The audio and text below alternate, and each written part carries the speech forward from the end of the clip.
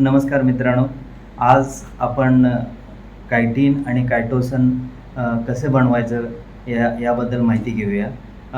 सर्वात प्रथम म्हणजे कोळंबीच्या कवचापासून वेगवेगळे जे कायटीन आणि कायटोसन बनवणार आहोत त्याच्यामध्ये प्रामुख्याने लागणारे कच्चा माल कोळंबीचे कवचे आणि त्याच्यानंतर लागणारे रसायन सोडियम हायपोक्लोराईड, ब्लिचिंग पावडर किंवा HCl हायड्रोक्लोरिक ॲसिड आणि NaOH आणि कॉस्टिक सोडा.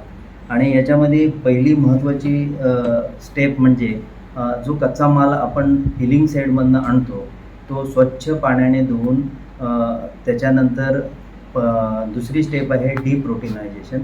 त्याच्यामध्ये 1.2 नॉर्मल HClमध्ये एकास एक या प्रमाणामध्ये घालून त्याचे 1 ते 2 तास ठेवावं लागतं आणि त्याच्यानंतर अधूनमधून त्याला ढवळावे आणि त्याच्यानंतर वॉश करावे. वॉश म्हणजे स्वच्छ पाण्याने धुवावे आणि न्यूट्रल pH येऊपर्यंत त्याच्या धुतल्यानंतर डिकलरायझेशन एक दुसरी स्टेप आहे.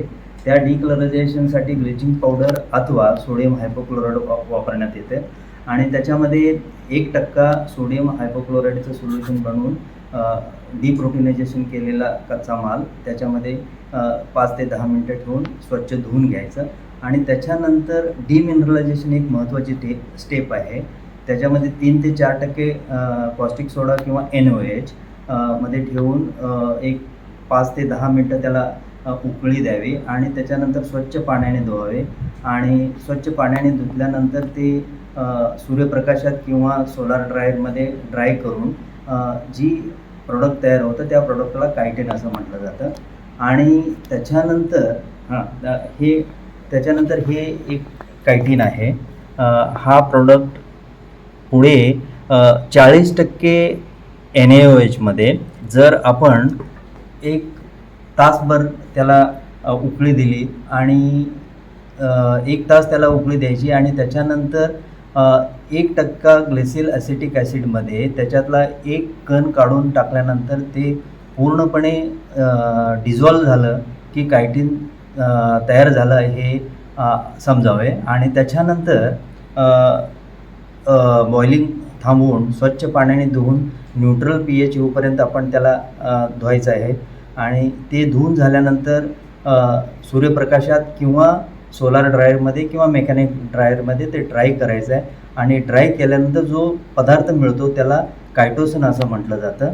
आणि तो कायटोसन तयार झाल्यानंतर हे फ्लेक्समध्ये होतं आणि जर ह्याला म्हणजे बाजारात जशी मागणी आहे त्याप्रमाणे याचे ग्राइंड फाईन पावडर पण तयार केले जाते.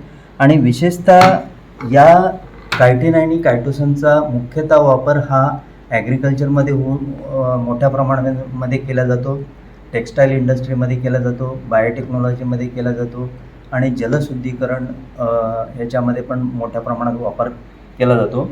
आणि ह्या जो आपण कायटीन बनवलेला आहे त्याची बाजारात सर्वसाधारण किंमत 350 ते 700 रुपये प्रति किलो विकली जाते. आणि त्याचप्रमाणे हा कायटोसन जर विचार केला तर त्याचा सर्वसाधारणपणे 1500 ते 2000 रुपये प्रति किलो विकला जातो. हे झालं कायटीन आणि कायटोसन बनवण्याची पद्धत. आणि अधिक आणि सविस्तर माहिती हवी असल्यास मत्स्य महाविद्यालय शिरगाव रत्नागिरी सहयोगी अधिष्ठाता यांच्याशी संपर्क साधावा. धन्यवाद.